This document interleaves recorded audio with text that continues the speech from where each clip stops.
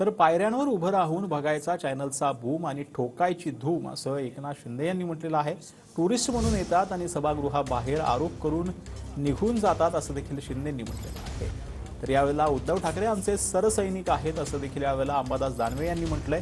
त्यांचा किल्ला लढवायला आम्ही सक्षम आहोत असं देखील यावेळेला अंबादास दानवे यांनी म्हटलेलं आहे। साठी कोणी काय काय सोडलं 2019 ला माहित आहे।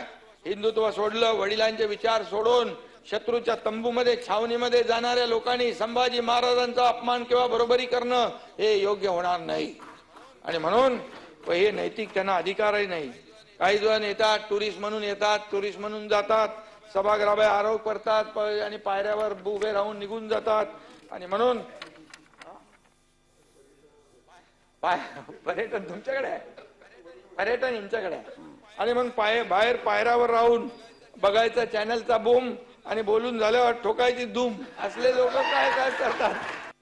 त्यांच्या वतीनं बोलण्यासाठी आम्ही सक्षम आहे। वाटतं आम्ही सैनिक आहोत। सरसेनापतीची आत्ताच गरज नाही बोलण्याची, ज्या दिवशी गरज राहील त्या दिवशी ते नक्की बोलतील। पण तो आत्ताच्या घडीला त्यांच्या वतीनं त्यांचा किल्ला सांभाळण्यासाठी आम्ही शिवसैनिक अतिशय सक्षम आहोत एवढंच सांगतो। त्याच मंत्रिमंडळात ते 2 नंबरचे मंत्री होते। पूर्णपणे सत्तेचा उपभोग त्यांनी त्यावेळेस घेतलेला आहे। असं बोलण्याचा त्यांना कोणताही नैतिक अधिकार नाही, कारण ते स्वतः या सगळ्या मंत्रिमंडळात सहभागी